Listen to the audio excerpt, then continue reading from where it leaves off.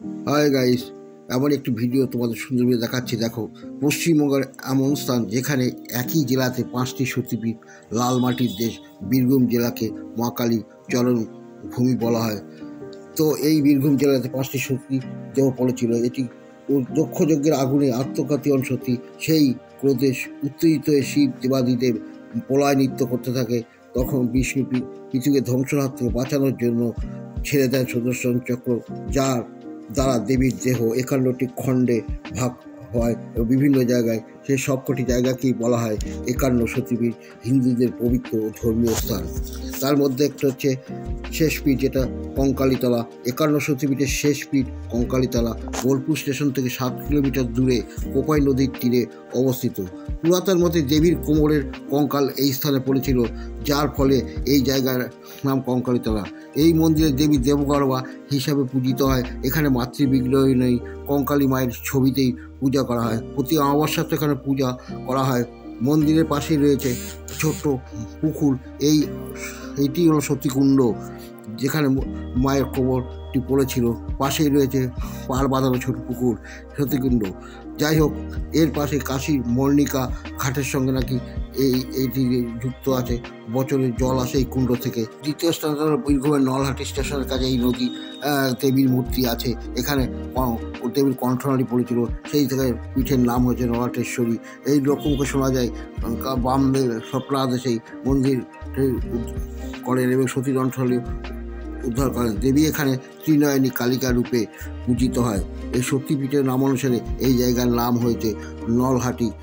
একটি ছোট টিলার উপর গড়ে উঠেছে এই মন্দির, মা নলাটেশ্বরী মন্দির, যা এক সময় ঢাকা ছিল ঘন জঙ্গলে। মন্দিরের আমিষবাজি বছরে 365 দিন এখানে মাকে অন্নভোগ দেওয়া হয়ে থাকে নলাটেশ্বরী। এখানেও পর্যটকরা সুন্দর। 3 নম্বর জায়গাটি হচ্ছে সাঁইথিয়ার নন্দকেশ্বরী। বীরভূমের সাঁইথিয়া শহরে অবস্থিত নন্দকেশ্বরী মন্দির। সতীর কণ্ঠহার পড়েছিল এখানে। সতী এখানে পূজিত নন্দিনী রূপে। এই মন্দিরে অবস্থিত ভৈরব এখানে পূজিত নন্দিকেশ্বর রূপে। এই মন্দিরের সঙ্গে জড়িয়ে রয়েছে সাধক বামাখ্যাপা সিদ্ধি লাভের কাহিনী। এবং পুরাণ মতে শোনা যায়, বামাখ্যাপা যখন তারাপীঠে সাধক করে হয়েছিলেন, একদিন তাকে স্বপ্নাদেশে বলা হয়, দেন মা নন্দকেশ্বর তাকে আদেশ দেওয়া হয় একমাত্র এই রূপে মাকে পূজা করে সিদ্ধি লাভ করেন।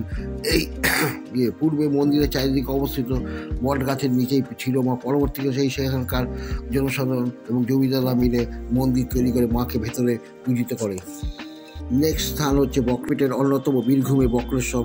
ঋষি অষ্টচক্র মুনি নামানুসারে এই জায়গার নাম করা হয় বক্রেশ্বর। সতী 2 ভুলো মধ্যস্থল অর্থাৎ মন পড়েছিল এখানে।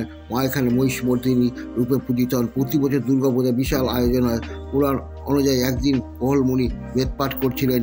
সেই সময় তার সামনে বসে পাঠ শুনছিলেন তার সম্ভাব্য স্বর্গীয় গার্গী। হঠাৎই তার গার্গীর গর্ভের সন্তান পেটের ভেতর থেকে মুনির বেদ পাঠের ভুল ধরেন।